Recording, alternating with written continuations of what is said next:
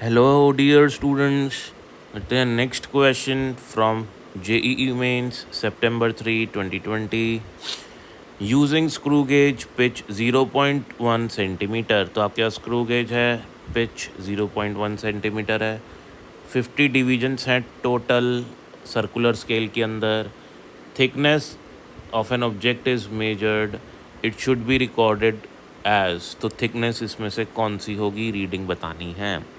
तो पिच और total circular scale divisions जो होते हैं उनसे हम सबसे पहले लीस्ट काउंट निकाल लेते हैं. लीस्ट काउंट का फॉर्मूला होता है pitch upon total circular scale divisions, तो जो कि हमारे पास हो जाएगा इन सेंटीमीटर 0.002 सेंटीमीटर. ठीक है, डिवाइड करने पर. नेक्स्ट, अगर मेरे को रीडिंग निकालनी है तो रीडिंग का फॉर्मूला होता है main scale reading plus circular scale reading. Zero error भी होता है, लेकिन यहाँ बात नहीं हो रही तो मैं ज़ीरो एरर को हटा देता हूँ अभी. तो मेन स्केल रीडिंग सपोज करो कि कुछ x सेंटीमीटर है. सर्कुलर स्केल रीडिंग मेरे को गिवन नहीं है तो वो कुछ y सेंटीमीटर होगी.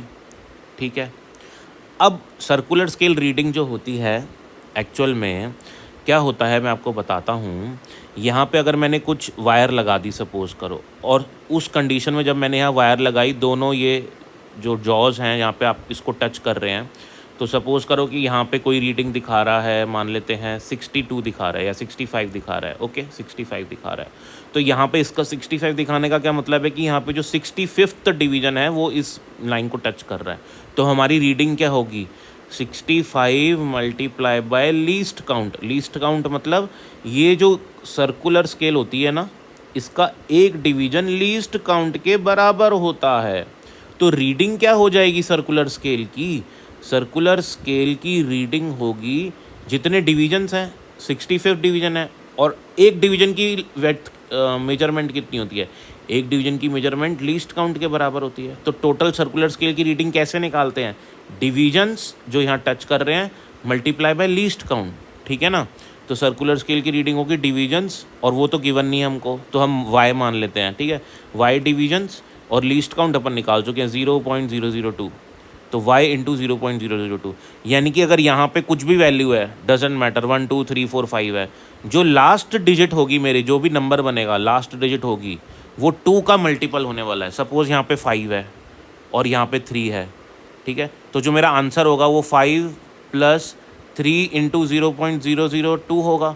तो यानी कि अल्टीमेटली 3 2 6 हो जाएगा, तो 5.006 आने वाला है. यानी कि लास्ट डिजिट जो होगी वो 2 का मल्टीपल होना चाहिए. तो ऐसा ही मेरे को आंसर में देखना पड़ेगा कि लास्ट डिजिट कहाँ पे 2 का मल्टीपल है. यहाँ पे नहीं है, यहाँ पे है, तो ये मेरा आंसर हो जाएगा. इधर भी नहीं है और इधर भी नहीं है. So this is my answer for this particular question.